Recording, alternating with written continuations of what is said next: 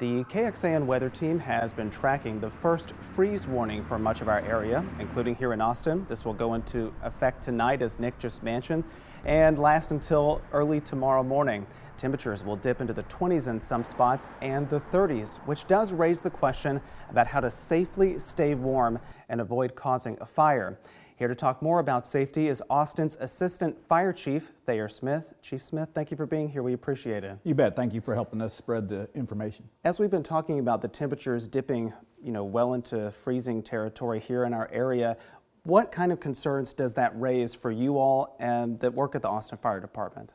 So the main thing is, folks that are trying to stay warm, maybe using space heaters. Our normal mantra every time this year is space heaters need space. So we've already seen one fire already, a garage fire this season in the first cold snap, where a space heater was too close to a dog's bed and too close to other, combustibles. We call that combustibles too close to a heat source. So that's really the big thing we're looking for. Keep things away from the space heaters, make sure they have plenty of room, make sure there's not combustibles around your fireplace. If you're using a fireplace, make sure the screen is in place and that sort of thing. Those are the probably the two big ones that we see.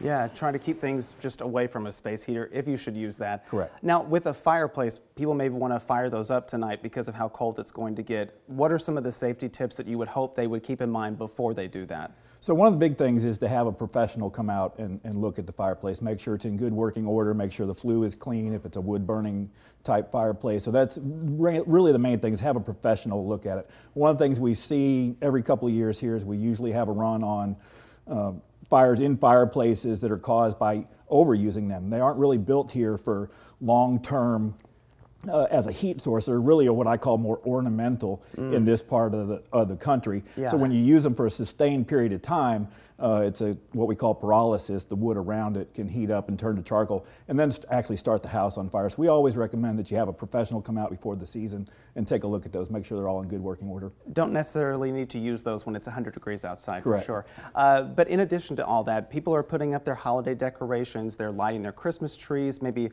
overloading some of their electrical outlets. What should they keep in mind about doing that to try to avoid starting a fire from something like that? That's another big one, not overloading the outlets for sure. Another thing we see from time to time is putting like a rug over an extension cord to keep from tripping on it. Actually creates a fire hazard because it can't dissipate the heat and it heats it up and then causes a fire.